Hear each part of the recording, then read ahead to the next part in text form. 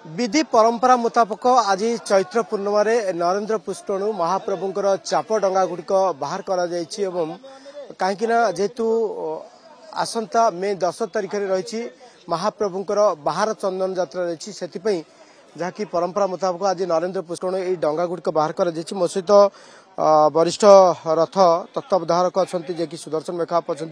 रवि भाई अच्छे आलोचना करेंगे। सुदर्शन स्वागत करी कनक न्यूज को। विशेष आदि विधि परंपरा मुताबक ये जो डंगा गुड़िक बाहर कर यार कार्य कौन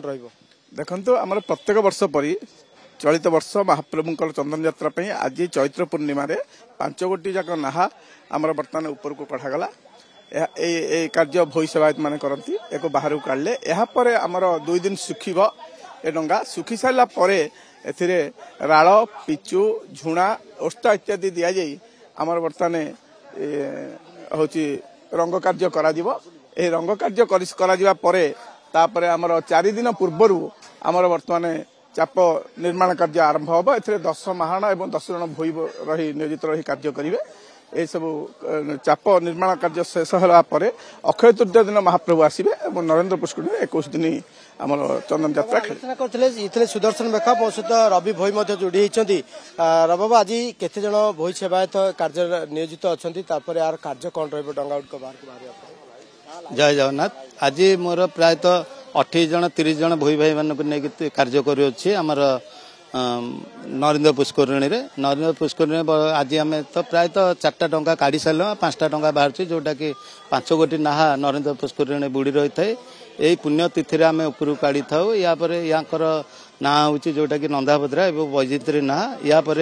मरामती कार्य कर जोटा कि पिचुराल इत्यादि बोला तापर भी पंती छामंटिया जतक आमर महाखला हो पंती छामंटिया जगन्नाथंकर ताको भी आम निर्माण करूँ। 7 तारिख सुधा आमर महाराणा सेवक और भई सेवक मैंने सेठी जोटा कि चाप कार्य आरंभ हम जोटा कि चंदन यात्रा प्रस्तुति कार्य आरंभ कर निश्चित भाव जहाँ कार्य रही सेगुड़िक किपरि आम आलोचना करते विशेष भाव समस्त मन भितर गोटे कथा थाए जे एते दीर्घ 1 वर्ष धरिकी पानी भितर किभली भाव में डंगा गुड़िक बुड़ी रहे तार किसी क्षति न होता है से विषय में आलोचना करवा। मो सहित कार्तिक भई अच्छा जे कि वरिष्ठ भई सेवायत अच्छा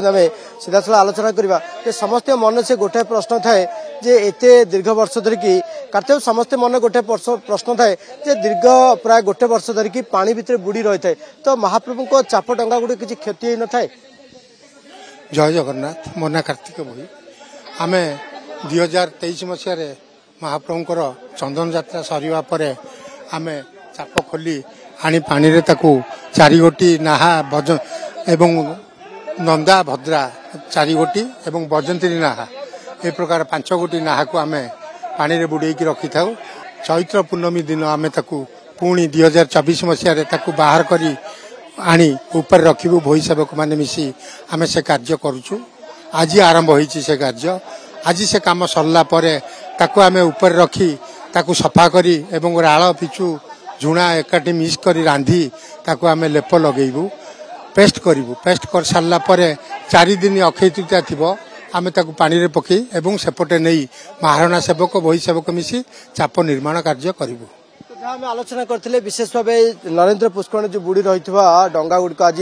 बाहर कर तार मरामती कार्य कर आसंता 10 तारिख महाप्रभु नौविहार करेंगे ग्रीष्म को हरण करने से श्रीमंदिर प्रशासन पक्ष समस्त प्रस्तुति आरंभ हो सारी केवल अपेक्षा रही महाप्रभुंकर आगमन को।